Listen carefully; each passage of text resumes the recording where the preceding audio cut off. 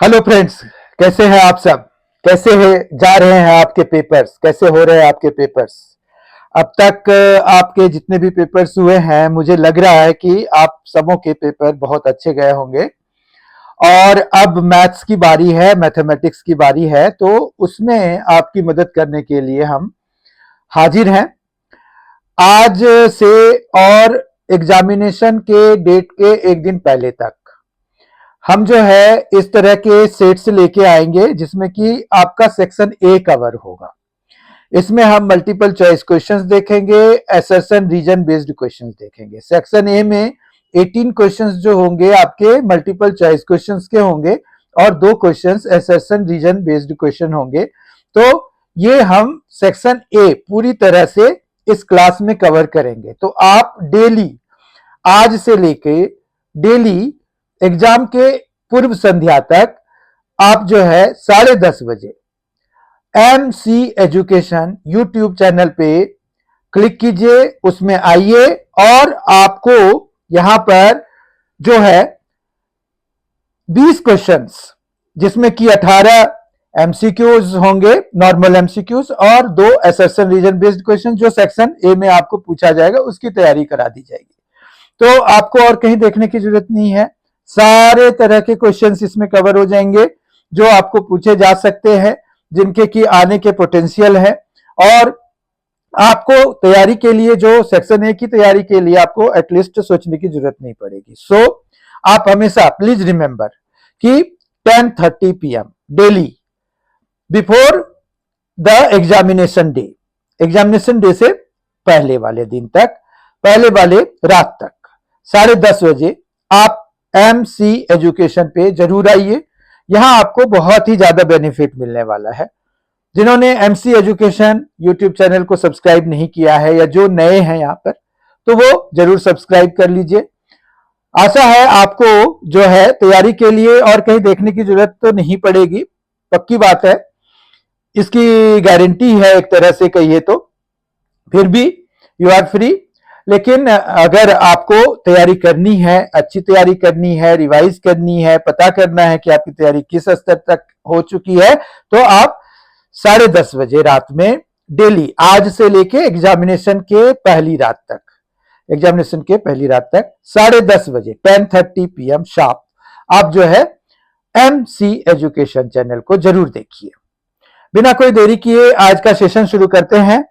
पहला क्वेश्चन जो लिया है मैंने वो है the value of k for which the equation 3x - y + 8 = 0 and 6x - ky + 16 = 0 represent coincident lines is. हमें क्या करना है, k की वैल्यू निकालनी है, जिसके लिए कि ये जो है कोइंसिडेंट लाइंस दे। अब कोइंसिडेंट लाइंस के लिए आपको पता है कि क्या वो कंडीशंस होते हैं कोइंसिडेंट लाइंस के लिए। A1/A2 = B1/B2 = C1/C2।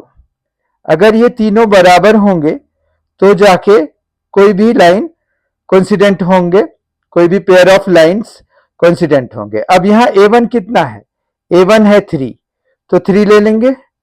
फिर A2 कितना है, A2 दूसरी लाइन से, लाइन के इक्वेशन से आएगा, तो ये 6 हो गया। = B1, यहां पर देखिए अब हमें साइन भी कंसीडर करना होता है, तो B1 जो है -1 होगा, क्योंकि ये देखिए y उसका कोफिशिएंट क्या है, -1 है। यहां पर y का कोफिशिएंट क्या है, यहां पर y का कोफिशिएंट है -k, ठीक है। अब यहां पर देखिए 8 है C1 की जगह पे और 16 है C2 की जगह पे, तो 8/16। इस तरह से हमारे पास ये पहला वाला जो है, देखिए ये कैंसिल होके 1/2, ये लास्ट वाला भी 1/2 हो जा रहा है। तो हम देख रहे हैं कि ये दोनों तो बराबर है, तो इसमें कोई दिक्कत नहीं है, ये दोनों आपस में बराबर हैं। तो हम जो है k की वैल्यू, अब देखिए ये -1 है और ये भी -k है, तो माइनस माइनस कैंसिल करा दीजिए। तो ये माइनस माइनस कैंसिल कराने के बाद k = आपके पास 2 आ रहा है। तो अगर आप ऑप्शन वाइज देखेंगे तो सी ऑप्शन इसका करेक्ट है, ये सी ऑप्शन इसका करेक्ट है, तो आपके लिए भी ये सी आंसर इसका करेक्ट है। तो आप समझ सकते हैं कि इसमें कैसे इसको अटेम्प्ट करना है। तो आपको जो है पहले ये फॉर्मूले, जो कंडीशंस, ये सभी पता होने चाहिए, तभी आप आराम से इनको अटेम्प्ट कर पाएंगे। कुछ क्वेश्चंस तो ऐसे होंगे जो कि बहुत ही कॉन्सेप्ट बेस्ड जो होंगे। अगला क्वेश्चन देखते हैं। अगला क्वेश्चन है, a circle of radius 5.2 centimetre has two tangents A B and C D parallel to each other, what is the distance between the two tangents. अब देखिए, इसमें आपको बहुत ही कंसेप्चुअली स्ट्रांग होने की जरूरत है कि किसी भी सर्कल में आपने जैसे कोई सर्कल बनाया, तो उस सर्कल में अगर आपने पैरेलल टेंजेंट्स बनाए तो वो कैसे बन सकते हैं। एक तो आपका ऊपर बनेगा और एक नीचे बनेगा, इस तरह का बनेगा। तो इनके बीच जो डिस्टेंस होगा वो डायमीटर के बराबर होगा, हमेशा ये सही बात है। तो यहाँ पर रेडियस 5.2 है, तो 5.2 अगर ये है, ये भी 5.2 है, तो इस तरह से टोटल कितना लेंथ हो जाएगा, यहां से यहां तक अगर हम लेंथ लेंगे तो ये हो जाएगा 10.4 सेंटीमीटर जो है वो इसका आंसर हो जाएगा। कि जो टेंजेंट्स ए बी और सी डी पैरेलल हैं किसी भी सर्कल पे, तो उनके बीच का जो डिस्टेंस है वो डायमीटर के बराबर होता है। तो ये बी ऑप्शन इसका करेक्ट है, यहां पर बी ऑप्शन सही है। क्वेश्चन थर्ड है, the number of polynomials having zeros -3 and 4 is. अब जीरोज यहां पर दिए हुए हैं -3 और 4। हमें पता है कि पॉलिनोमियल अगर हमारे पास जीरोस दिए हुए हैं तो कैसे फॉर्म किए जाते हैं। कोई भी पॉलिनोमियल अगर आपको px is equal to form करना है तो उसके लिए आपको क्या करना पड़ेगा, आपको करना पड़ेगा k into x square minus S x और प्लस में p होता है ना। तो यहां पर जो है अगर आप देखेंगे तो ये जो k है, k की वजह से आपके पास बहुत सारे polynomials same set of zeros के लिए, जैसे -3 और 4 के लिए, -3 और 4 के लिए बहुत सारे मोर देन 3 बना सकते हैं आप। तो इसका आंसर हमेशा ही इसी तरह से होगा। ये बहुत ही जनरल क्वेश्चन है कि number of polynomials having zeros, कोई भी जीरोज दे देंगे आपको, 10 और 12 दे देंगे, 10 और 12 दे देंगे, तब भी आपके पास मोर देन 3 जो पॉलिनोमियल्स होंगे। इनफैक्ट बहुत सारे बना सकते हैं, क्योंकि k की वैल्यू तो आप 0 डाल दीजिए, 0 नहीं डालिए, नॉन जीरो कोई भी डालिए, तो आप 0 हटा दीजिए, 0 मत डालिए, आप 1 डालिए, 1 डालिए, क्योंकि 0 से तो 0 पॉलिनोमियल बन तो रहा है, पर हमें जो है फिर उसका सम और प्रोडक्ट ऑफ जीरोज में दिक्कत आएगी। तो वो स्पेसिफिक जीरोज तो चाहिए हमें। तो 1 2 3 या कोई भी, मतलब इंटीजर में डालना है ना, तो -1 -2 -3 कुछ भी डाल सकते हैं। तो ये जो है इस तरह से आपके पास इधर भी आप आगे कुछ भी डाल सकते हैं। तो इसका आंसर है मोर देन 3, तो डी आंसर इसका करेक्ट है। फोर्थ क्वेश्चन है, if the perimeter and the area of a circle are numerically equal then the radius of the circle is. अब पेरीमीटर सर्कल का कितना होता है, सरकमफरेंस मतलब, तो 2 पाई आर ले सकते हैं आप। तो 2 पाई आर, और क्या दिया हुआ है कि area, perimeter and the area of a circle, तो एरिया क्या होता है सर्कल का, पाई आर स्क्वायर। अब अगर पाई से पाई कैंसिल करा दीजिए, एक आर से आप एक आर कैंसिल करा सकते हैं, तो आर की वैल्यू कितनी है, 2 है, 2 units, R is equal to 2। तो यहां पर भी 2 यूनिट्स वाला आपका सही हो जाएगा। ए आंसर इसका, ए पार्ट इसका, ए ऑप्शन इसका करेक्ट है, 2 यूनिट्स। तो ये कैसे बना, सरकमफरेंस को आपने सर्कल के एरिया ऑफ सर्कल से इक्वेट करा दिया, सॉल्व किया, कैंसिलेशन कराया, पाई को पाई से कैंसिल कराया, एक आर स्क्वायर है तो उसमें से एक आर को एक इधर वाले आर से कैंसिल करा दिया, और you left with R is equal to 2। Option A इसका करेक्ट हो गया। Question 5, a quadratic polynomial whose one root is 2 and the sum of whose roots is 0 is. अब देखिए, सम ऑफ हुज रूट्स दिया हुआ है कि 0 है, अगर एक 2 है तो दूसरा क्या होना चाहिए, -2 होना चाहिए। ठीक है, इस तरह से सम ऑफ जो रूट्स है तो वो तो 0 है ही, प्रोडक्ट ऑफ रूट्स आपका हो जाएगा 2 और -2, तो दोनों मिलके प्रोडक्ट कितना हो जाएगा, -4 हो जाएगा। और जो आपका पॉलिनोमियल है वो x square minus S x होता है, तो 0 इंटू एक्स, और प्लस पी होता है तो प्लस फिर ये -4 और इक्वल टू 0। ठीक है, तो इस तरह से एक्स स्क्वायर, और इसको तो आप जाने दीजिए। अब ये -4 और इक्वल टू 0, तो आप देख लीजिए ऑप्शन में कौन सा करेक्ट है, तो डी पार्ट इसका करेक्ट है, X square -4 is equal to 0, D part. Question 6 है, which of the following is not a quadratic equation. तो इनको खोल के आपको देखना पड़ेगा कि कौन सा क्वाड्रेटिक इक्वेशन नहीं है। अगर मोटा मोटी तौर पे बात करें तो ये है क्वाड्रेटिक इक्वेशन, क्योंकि यहाँ 4x स्क्वायर है और इधर से जो भी आएगा खोलने के बाद 2x स्क्वायर आएगा, तो यहाँ से थोड़ा बहुत हमें आइडिया देख के भी पता चल रहा है। इसमें भी देखिए ये एक्स स्क्वायर कैंसिल नहीं होगा, यानी कि क्वाड्रेटिक इक्वेशन बी वाला भी है। सी वाले को देखते हैं। सी वाले में देखिए अगर √2 है, x प्लस √3 का होल स्क्वायर है, प्लस एक्स स्क्वायर है, 3x स्क्वायर है, तो यहां पर जो आप खोलेंगे तो 2x स्क्वायर यहां से आएगा और एक एक्स स्क्वायर यहां से आया और 3x स्क्वायर इधर है, तो इधर लेफ्ट साइड में भी 3x स्क्वायर बना है और राइट साइड में भी 3x स्क्वायर है, तो ये दोनों कैंसिल हो जाएंगे, ये और वो x जो आएगा, तो ये फिर क्वाड्रेटिक नहीं रह पाएगा, तो ये वाला जो है हमारा करेक्ट ऑप्शन हो जाएगा।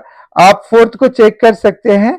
अगर आप फोर्थ चेक करेंगे तो ये जो x⁴ यहां से आएगा तो ये इससे कैंसिल हो जाएगा, तो और फिर जो इसको और आगे बढ़ाएंगे तो आप देखेंगे कि ये 4x³ भी कैंसिल हो जा रहा है, फिर आपके पास एक्स स्क्वायर वाला ही टर्म बचा रहेगा। तो इस तरह से यहाँ पर जो है सी ऑप्शन इसका करेक्ट है, और ये आप ऑप्शन से ही देख सकते हैं, क्योंकि आपको क्या कहा गया, विच of the following is not a quadratic equation. तो ऐसे क्वेश्चन में हमेशा आपको ऑप्शन को देखना पड़ेगा, और बिना ऑप्शन को चेक किए कैसे आप बता पाएंगे कि कौन सा वाला क्वाड्रेटिक इक्वेशन है, कौन सा नहीं है, कैसे है। क्वेश्चन 7 है, how many tangents can be drawn to a circle from a point on it. अब कोई भी सर्कल है अगर हमारे पास, तो उस पर अगर आपने कोई पॉइंट ले लिया तो उस पर तो आप एक ही टेंजेंट बना सकते हैं ना, तो ये जो है एक only one tangent can be drawn, क्योंकि एक पॉइंट पे सिर्फ एक ही टेंजेंट, तो वन। ठीक है, और अगर यही क्वेश्चन रहेगा कि बाहर से कितने हम डाल सकते हैं, तो बाहर से हम 2 डाल सकते हैं, एक इधर चला जाएगा, एक इधर चला जाएगा।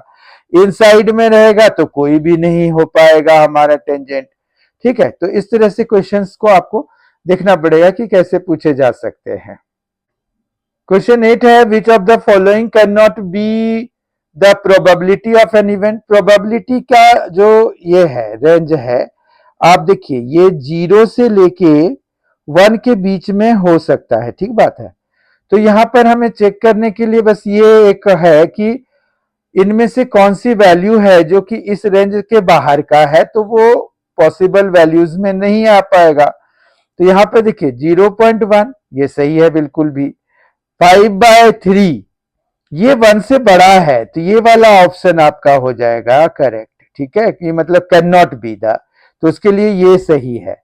और 3% भी इसी रेंज में लाई करता है, और 1/3 भी इस रेंज में लाई करता है, ये भी इस रेंज में लाई करता है, तो ये बी आंसर इसका करेक्ट हो जाएगा। Question 9, the angle of elevation of the top of a 30 metre high tower at a point 30 meter away from the base of the tower is। देखिए 30 मीटर इसकी हाइट भी है, 30 मीटर डिस्टेंस पे भी पूछ रहे हैं, तो यहां पर क्या बेसिकली बात हो रही है कि ये जो ये लेंथ है और ये लेंथ दोनों बराबर हो गए, तो कोई भी आइसोसेलेस राइट ट्रायंगल में ये दोनों एंगल बराबर अगर होंगे तो दोनों ट्रायंगल एंगल्स कितने कितने के होंगे, 45 डिग्री के होंगे। 45 डिग्री हो गया इसका answer.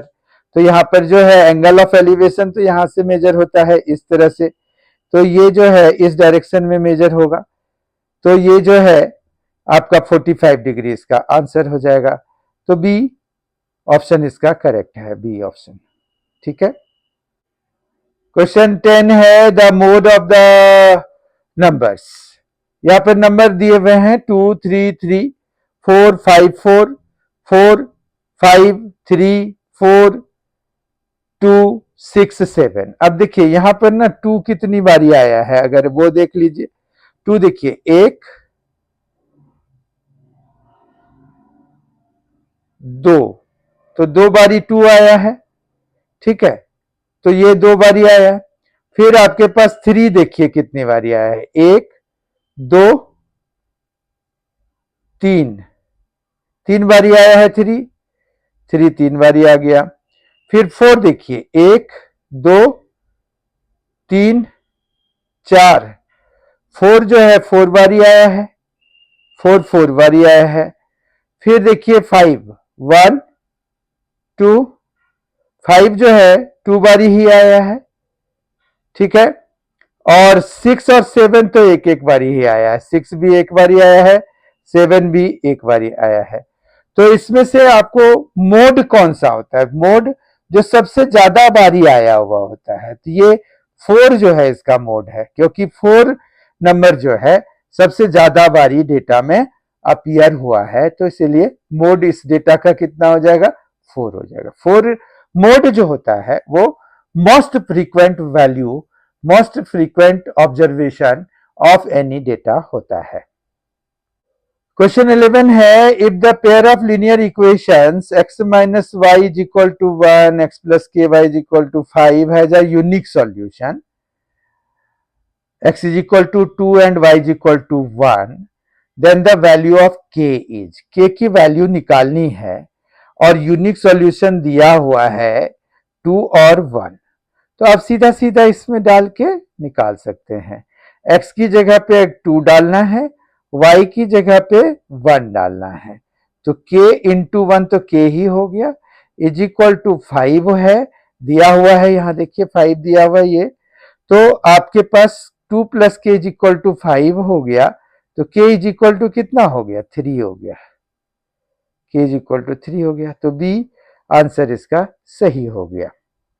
HCF into LCM for the numbers 70 and 40 is, question number 12 है HCF into LCM जो है किसी भी दो नंबर 70 और 40 का, तो हमें पता है कि LCM और HCF का जो प्रोडक्ट होता है किसी भी दो नंबर्स के लिए वो प्रोडक्ट ऑफ टू नंबर्स होता है, प्रोडक्ट ऑफ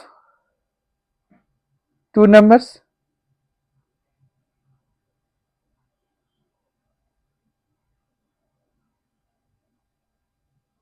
ठीक है, तो ये जो प्रोडक्ट ऑफ टू नंबर्स है वो 70 और 40, तो 2800 हो जाएगा। तो इस तरह से हमारा जो सी आंसर है वो बन रहा है, सी ऑप्शन करेक्ट हो रहा है। ठीक है, तो ये भी कंसेप्ट आपको याद होना चाहिए, याद होगा भी कि कोई भी दो नंबर्स का अगर हम एचसीएफ और एलसीएम निकालते हैं तो वो प्रोडक्ट ऑफ टू नंबर्स के बराबर होता है। क्वेश्चन 13 है कि the number 5 minus 3 root 5 plus root 5 is, ये देखिए इंटीजर तो नहीं है क्योंकि ये जो -3 रूट 5 है और रूट 5 है वो कैंसिल तो नहीं होंगे, इसको सॉल्व करके हम ज्यादा से ज्यादा क्या लिख सकते हैं, 5 माइनस 2 रूट 5 लिख सकते हैं। ठीक है, तो ये जो है क्या हुआ कि ये इरेशनल ही रह गया क्योंकि इसमें 5 तो रियल पार्ट है, रैशनल पार्ट है, पर -2 रूट 5 की वजह से ये पूरा इरेशनल हो गया, तो सी ऑप्शन इसका करेक्ट है, irrational an irrational number, C part. Question 14 है if P X is equal to X square plus 5x plus 6 then p minus 2, बहुत ही बेसिक क्वेश्चन है। अगर आपको किसी भी पॉलिनोमियल में कोई भी वैल्यू दी हुई है वेरिएबल की और आपको वैल्यू निकालनी है तो आप -2 का स्क्वायर करा सकते हैं, फिर +5 इंटू -2 करा सकते हैं और प्लस में क्या दिया हुआ है 6 दिया हुआ है। तो इसको सॉल्व कर दीजिए, तो ये 4 हो जाएगा, ये -10 हो जाएगा और ये 6 हो जाएगा, तो ये 0 आ गया। ठीक है, तो 0 देख लीजिए कौन सा है, तो बी ऑप्शन इसका करेक्ट हो जाएगा।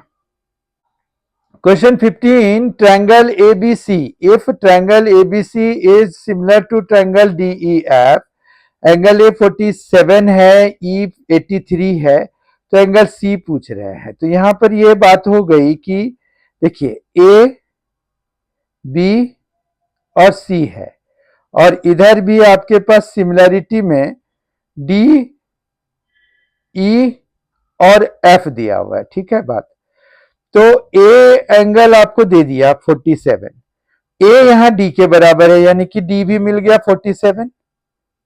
ठीक है, ए भी 47 है और डी भी 47 है, दोनों मिला, वो दोनों की वैल्यू बराबर है। फिर यहां पर बी है और ई है, तो यहां अगर ई भी दे दिया आपको तो यानी कि बी की भी वैल्यू आ गई आपके पास। बी और ई दोनों की वैल्यू जो है हमारे पास 83 डिग्री हो गया।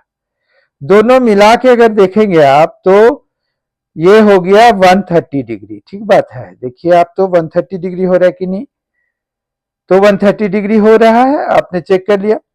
अब जो थर्ड एंगल है सी या एफ, वो कितना होना चाहिए, तो 130 है, एंगल सम प्रॉपर्टी के हिसाब से 180 होना चाहिए। तो एंगल सम प्रॉपर्टी के हिसाब से आपका जो तीसरा जो एंगल बचा हुआ है सी या एफ, दोनों 50 डिग्री ईच होना चाहिए, तो ये 50 डिग्री ले लीजिए आप, और इस तरह से इसका जो करेक्ट ऑप्शन है वो बी हो जाएगा 50 डिग्री। ठीक है, एंगल सम प्रॉपर्टी भी लगाया हमने और सिमिलरिटी का कंसेप्ट भी लगाया।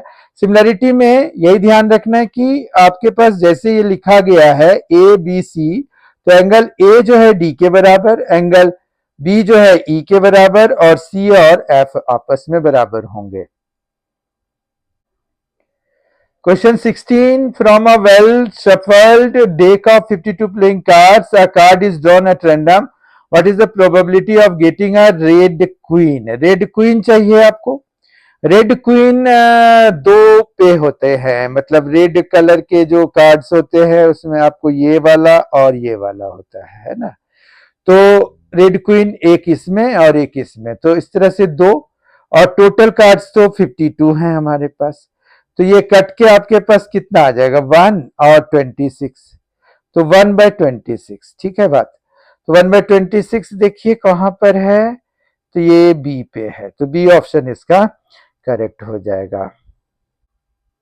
Question 17, what is the length of arc of a circle of radius 7 centimetre which subtends an angle of 90 degree at the center of the circle। Arc length निकालना है, 90 degree है तो क्वाड्रेंट हो गया एक तरह से, तो 90/360 या 1/4 दोनों में से कुछ भी लिख सकते हैं आर्क लेंथ के लिए, एल के लिए। ठीक है, तो यहां पर 90/360 ओके इंटू 2πr, तो 2 इंटू पाई की जगह पे 22/7 लेना है, क्योंकि वो इंस्ट्रक्शन में ही लिखा होता है कि अगर आपको वैल्यूज नहीं प्रोवाइडेड है तो टेक 22/7 द वैल्यू ऑफ पाई, और उसके बाद आपको रेडियस है 2 पाई हो गया, आर 7 है, तो 7 से ये 7 कैंसिल करा दीजिए, ये 1/4 हो गया, 2 से ये 2 टाइम्स में और फिर 2 से ये 11 टाइम्स में,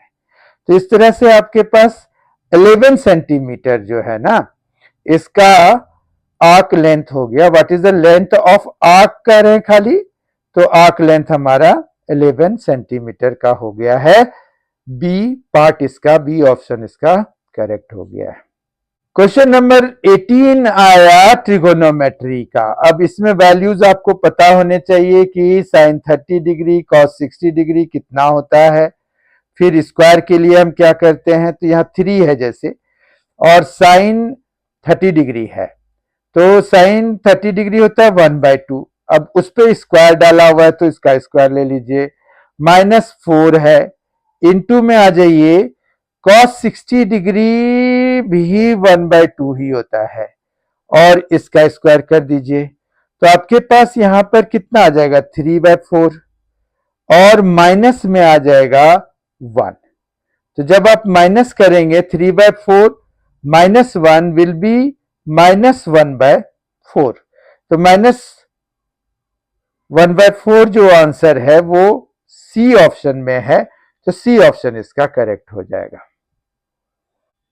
आपका जो पेपर होगा उसमें जो सेक्शन ए होगा उसमें 20 क्वेश्चंस होंगे, उसमें से 18 तो प्योरली जो एमसीक्यूज हैं वो होंगे, और जो दो मतलब 19 और 20 जो नंबर का क्वेश्चन होगा वो असर्शन रीजन बेस्ड क्वेश्चन होगा।